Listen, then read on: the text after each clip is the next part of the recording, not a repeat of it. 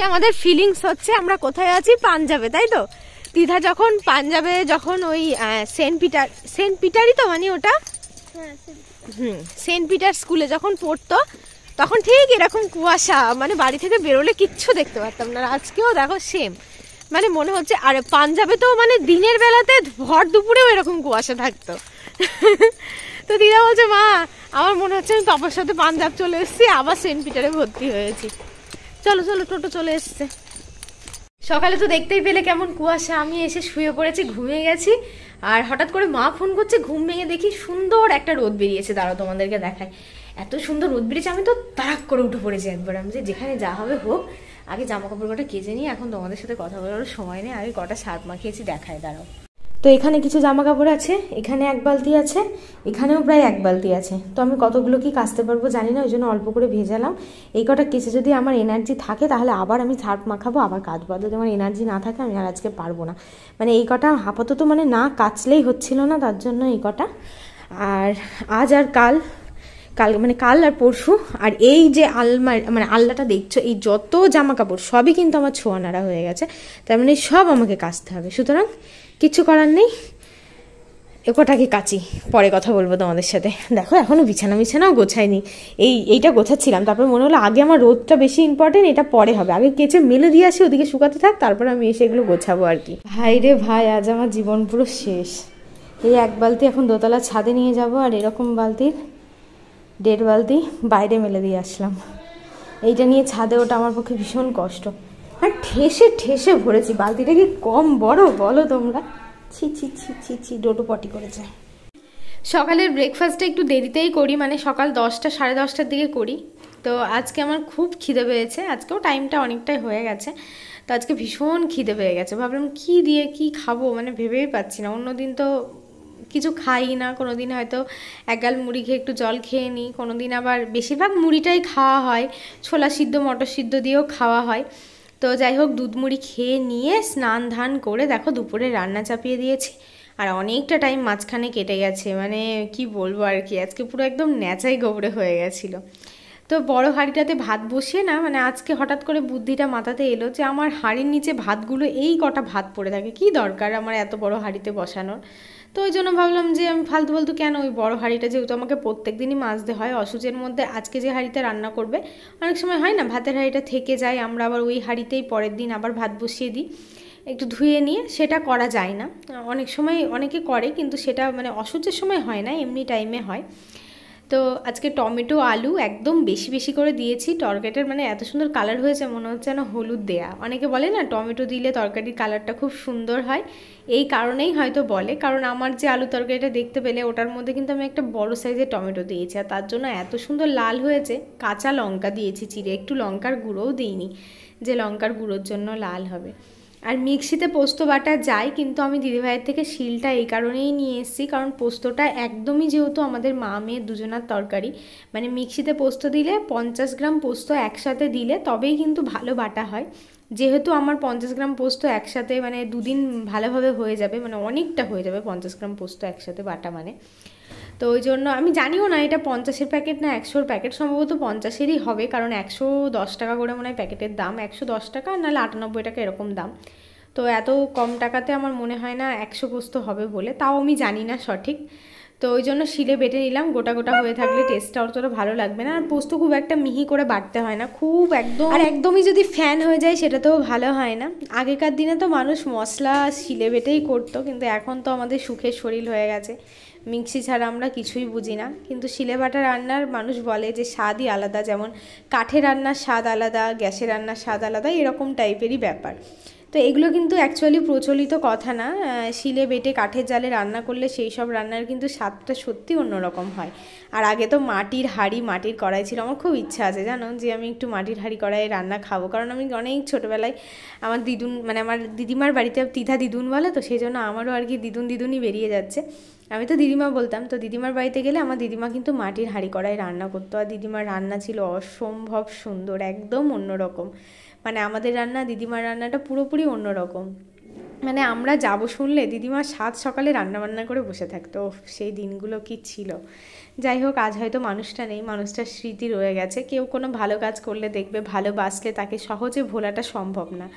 আমার দিদিমা হচ্ছে এমন একটা মানুষ যে আমাদেরকে এতটা ভালোবাসা দিয়েছে না, যে আমরা মানে আমি সারা জীবন মানুষটার কথা মনে রাখবো। এত পরিমাণে ভালোবেসেছে, মানে বাড়িতে আসলে কি পরিমাণ।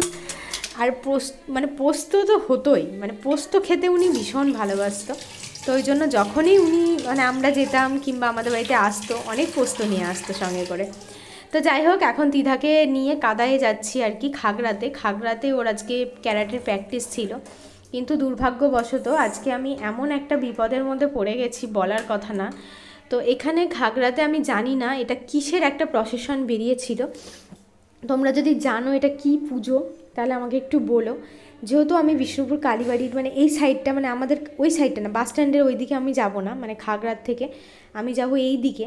তো আমি বুঝতে পারিনি, তো আমি এই রাস্তাটা যেটা দিয়ে আমি আসি সেই রাস্তাটা এসে কোনো টোটো নেই। তারপরে দেখলাম প্রসেশনটা বেরিয়ে গেছে, আর এতক্ষণ মানে আধ ঘন্টা, মানে আমাদের ধরো ছুটি দিয়েছিল মোটামুটি কটার দিকে, ওই 7:30 সম্ভবত হবে, 7:30টার দিকে ছুটি দিয়েছিল। এখন প্রায় 8:15 বেজে গেছে। আর শীতের রাত মানে তো তোমরা বুঝতেই পারছো, শীতের রাতে প্রচণ্ড মানে 9টা বেজে যাওয়া মানে পুরোপুরি অন্ধকার। আমি কি করে ওই জঙ্গলের মধ্যে দিয়ে বাড়ি যাবো, আমার একটা ভীষণ চিন্তা হয়ে গেল মাথাতে। আর তার থেকেও বড় কথা, এই প্রসেশন তো চলেই যাচ্ছে। আমি লাস্টে তোমাদেরকে ঠাকুরটাকে দেখাবো, তাহলে তোমরা বুঝতে পারবে যে এটা কী ঠাকুর।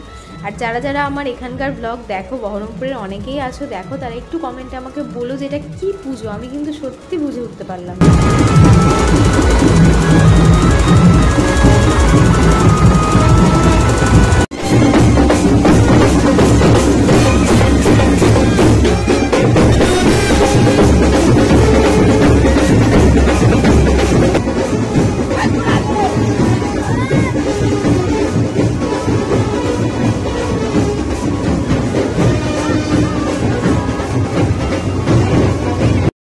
তো তোমরা তো দেখতেই পেলে রায়রাজাও সাজানো হয়েছে, একজন মানে যেটা আর কি ইয়েতে বসেছিল সিংহাসনের উপরে, ওটা আমাদের রাসে হয় আর কি, রায়রাজা সাজাতে হয়, যেটা একদম মানে কিশোরী মেয়েদেরকে সাজানো হয়। তো অনেক ঢাক এসেছিলো, আর ঢাকগুলো এত সুন্দর বাজাচ্ছিল ওরা, কি বলবো। আর রাস্তার দুধারে মানে এইখানকার যত মানুষ আছে সবাই বাইরের ভিতরের দিকেও যাদের বাড়ি তারা এই রাস্তার ধারে চলে এসছে। তো এবার ঠাকুরটা আসছে, আমি তোমাদেরকে একটুখানি কাছ থেকে ঠাকুরটাকে দেখায়। আর এই দেখো দ্বিধা এখন মানে কাতায় মানে মাথায় আর কি ঠান্ডা লাগছে, কানপট্টি দিয়েছে, সোয়েটারটাও পরায়নি। মানে শিবের নাভি থেকে আর কি বেরিয়ে এসেছে, নিচে আছে মনে হয় সম্ভবত, নিচেও শিবই আছে, আবার উপরেও শিব, এক সাইডে সম্ভবত এটা নারায়ণ, আর সম্ভবত না নারায়ণ। এসে দুটোতে মেলে শুরু করেছিস অত্যাচার, যেমন ও তেমন তুই। বাবু আমার ভালো লাগে না, দেখ দেখেছো তাহলে কি অত্যাচার। ও ভাবছে ওখানে মানে কে ঢুকে আছে, ও দেখবে কামড়ে দেবে কত কত পায়ে, দাঁত বসে যাবে, একটা বিপদ ঘটে যাবে। শত এখানে এখানে চুপ করে শো, এখানে শো। দেখেছো তাহলে, হ্যাঁ তুই পা নড়াবি না, তুই পা নড়াস, দেখো কিছু করবে না, পা নড়াস না, কিছু করবে না। দেখেছিস বাবু মারবো কিন্তু, এরকম করতে করতে পায়ে কামড়ে দেবে, দেখ খেলা করতে করতে তখন মজা। তো রোজ কুস্তানি করা বেরিয়ে যাবে। দেখ দেখ দেখ, এও কম না, এই চাদরটাও কম না, মারবো এবার তোকে, দেখ। তো এখন যেহেতু দুদিনে ব্লগ পোস্ট করছি, তো এটা তো ছিল আগের দিনকার, এটা হচ্ছে পরের দিন সকালবেলা। ঘুম থেকে উঠেই বাড়ির সামনে দেখতে পাচ্ছ একদম ছোট ছোট ঘাস জঙ্গল হয়েছে, এগুলোকে ভালো করে হাত দিয়ে ছিঁড়ে ছিঁড়ে পরিষ্কার করে নিলাম। তারপরে পোটেটায় একটু জল ঢেলে দিলাম। আর এই সামনেটা না এত বিশ্রী হয়ে গেছে, আর মানে ছোট ছোট সাপের বাচ্চা, প্রত্যেক দিন না একদিন আর কি দেখেছিলাম। তো ওই জন্য আর কি ভয় টয় লাগে, বাই চান্স বলা যায় না, জুতো টুতো রাখলে যদি ওর মধ্যে আর কি ঢুকে থাকে। এমনিতে আমরা সচরাচর বুট টুটগুলো এখানে বাইরে খুলি না, একদমই ঘরের মধ্যে নিয়ে গিয়ে খুলি। তো তবুও আমি ভাবলাম যে সাইডেই দেখলাম গরুটা আর কি ইয়ে করেছিল, তো একটুখানি গোবর নিয়ে আসলাম। গোবর নিয়ে এসে বেশ ভালো করে ঘষে ঘষে দিয়ে দেখলাম একটু কম হয়ে গেছে, তারপর আবার একটুখানি গিয়ে গোবর নিয়ে আসলাম। আর জলও ফুরিয়ে গেছিলো। তো সামনেটা তো একদিনে হবে না, কারণ এটা দীর্ঘদিন মানে 5-7 দিন ধরে নিকাতে নিকাতে তারপরে জায়গাটা একদম সুন্দর হয়ে যাবে।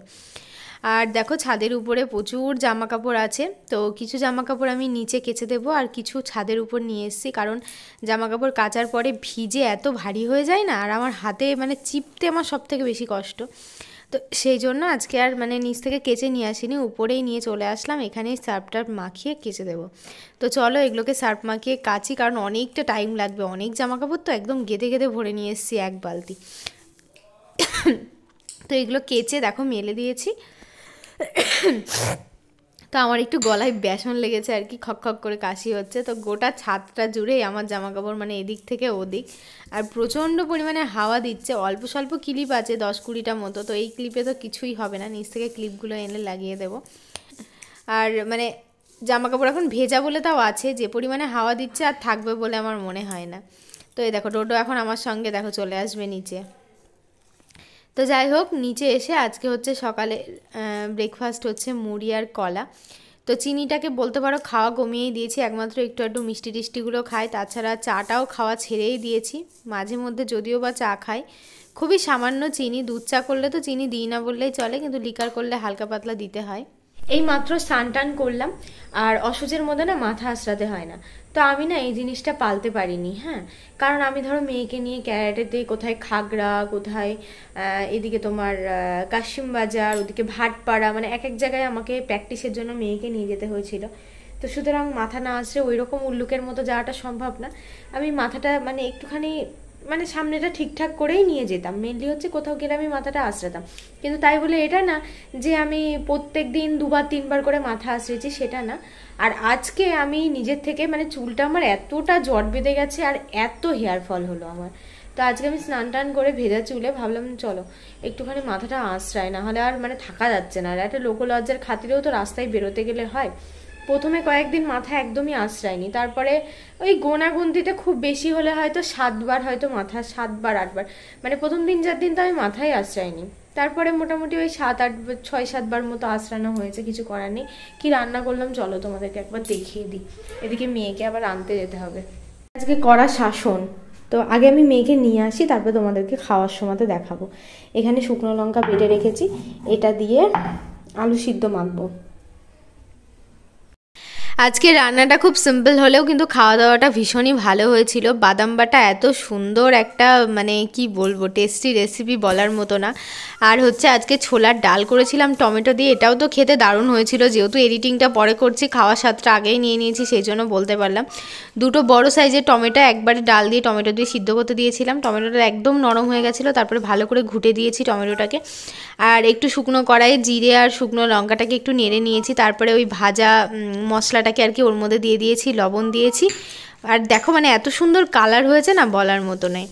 আর আমি তো মানে আলু খাবো না বলে আলু সিদ্ধ দিচ্ছিলামই না, তারপর তিথা আবার বলেছে মা আমার জন্য একটু আলু সিদ্ধ দিও, মানে আলু ছাড়া আলুটা ভীষণ খেতে ভালোবাসে, তো ওই জন্য একটু দিয়েছি, দুজন মিলে অল্প অল্প করে নিয়েছি। দেখো এই আজকে ডালটা এতটা সুন্দর হয়েছে না, মানে জাস্ট ফাটাফাটি এক কথায়। আজকে খাওয়া দাওয়াটা ঘি দিয়ে ডাল দিয়ে এত ভালো লাগছিল, আর তার সাথে ঝালঝাল করে বাদাম বাটা আলু সিদ্ধ।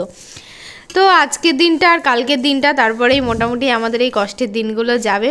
তো সবাই কেমন লাগলো বলো, আর আজকের মতো ব্লগটা এখানেই শেষ করছি। সবাই ভালো থেকো, সুস্থ থেকো।